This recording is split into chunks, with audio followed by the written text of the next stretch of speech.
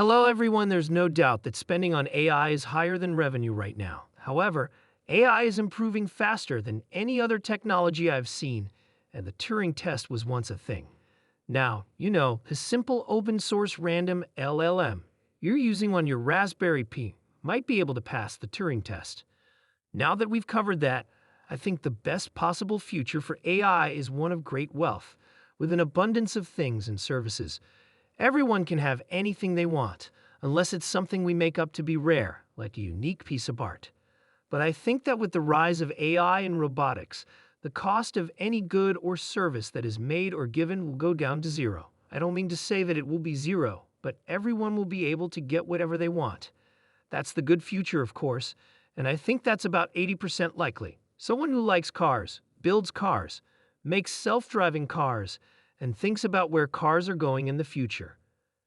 This person has broken every rule of the book when it comes to building cars and still managed to make a great company. Now that we've talked about that, I think everyone would like to skip all the good stuff and get right to the interesting stuff. Okay, now for the juicy part. You were quoted as saying that AI is more dangerous than nuclear weapons. I said potentially, and you said that it's like calling on the devil, perhaps. When it comes to artificial intelligence and deep learning, which are both very important for self-driving cars, how do you make sense of the differences between them? What do you think about that? Really, I don't think we need to worry about self-driving cars, because that's kind of like a narrow form of AI, and not something I think is very hard. I believe that it is much easier than people think to make self-driving cars much safer than people. Yes, that's right, and I think it will just become normal, like an elevator. No, they used to have elevator operators. But then we made some simple software that makes the elevators go to the floor you're on automatically. All you have to do is press a button. No one has to run the elevators anymore. The car will stay that way, even with the sensors that are already in it. We could make the car fully self-driving, but not to a level of dependability that would make it safe to drive 30 miles per hour in a complicated urban area where the lanes aren't marked and kids could be playing and things could be coming at you from the side. To fix that, you need more computer power and a bigger set of sensors. I think what you're doing with the in the future is really cool and will help self-driving cars a lot. I believe NVIDIA is doing great work in this area. Thanks for that. Yes, it does take a lot of skill to set up and run a big NVIDIA training system. Some people think that all you have to do is buy NVIDIA GPUs and plug them in. They will then start the training run and let you go. This is not the case. To be more specific, one interesting thing about a big NVIDIA training run or any other kind of big training run is that the power changes are unlike anything you'll see anywhere else because the GPUs are all running very precisely. It sounds like a symphony. In the case of the Giga Texas, it will be 50,000. It's like 50,000 instruments moving in sync with each other. And that makes things very hard electrically, because when the GPUs go up, the power goes up. And when the GPUs go down, power goes down. And this can happen every 100 milliseconds. That being said, it's actually quite hard to do electrically. There you go. You can tell your car anything, like take me home or go here, go there. It will do it.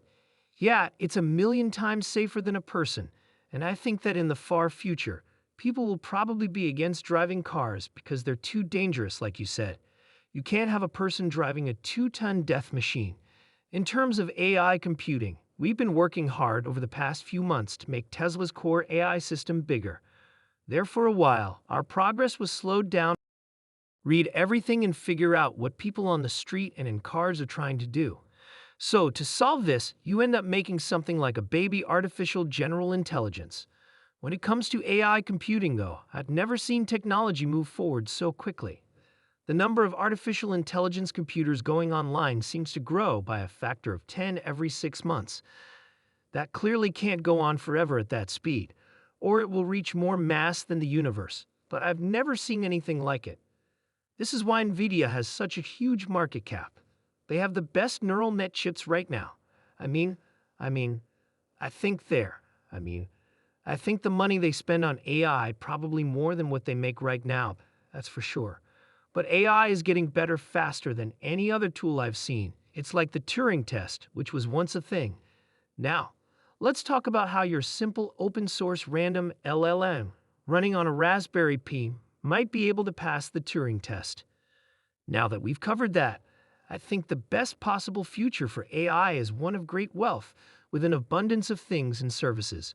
Everyone can have anything they want, unless it's something we make up to be rare, like a unique piece of art. Well, I think that with the help of AI and robotics, the cost of goods and services will slowly go away for everything that is made or given as a service. Okay, I won't say it will be zero, but everyone will be able to get whatever they want. That's the good future, of course, and I think that's about 80% likely. Software platforms are also broken into. What do you think about that? What do you think about security? What are some things we could do to try to make the car less vulnerable to security attacks? Yes, I believe that will be very important when the cars are fully self-driving. Because of the way cars work now, it's thought that every system in the car could have a mechanical failure of some kind or a basic logic failure. In other words, you can always use your foot to stop the car or your hands to turn the turning wheel too far. But when there isn't a steering wheel or a brake pedal or something like many years from now, it's really, really dangerous, because we spend most of our time making sure it's very hard to do a multi-car hack. You could do a lot of things to a car if you have direct access to it, just like you could do a lot of things to a computer with direct access. That's not as much of a worry as someone being able to hack any car, or more than one car. So that's what we work on, making sure that they can't, or that it's very hard for someone to hack the whole system. In this way, it's a lot like a cell phone or a laptop. We put a lot of work into that, and we have outsiders try to attack it. Also, some basic parts of the car, like the drive unit controller or the steering controller, have an extra layer of security. It might be possible for someone to hack something that's just for looks, but it's much harder to hack something that's truly dangerous. There are more than one level, right? I might show you a funny face or something, but you wouldn't be able to handle the motor or the steering after that. Yes, I believe Tesla will be the leader in both electric cars and self-driving cars that people can buy. If you're interested in working on self-driving cars, please consider applying to work at Tesla. Okay, so we're going to put a lot of work into automatic driving cars. That's right, because it will be the default setting, yes? And it might save many lives. Yeah, to be honest, I do have to suspend my doubt about AI to get a good night's sleep. Even so, I think the real question is how to find meaning in a world where AI can do everything we can do better. But I know more and more people who are retired, and they seem to enjoy their life. That might be the bigger problem. But, I think there might be a crisis of meaning because the computer can do everything you can do and do it better. That could be hard, though. But really, you need the kind of end factors that include self-driving cars and humanoid robots.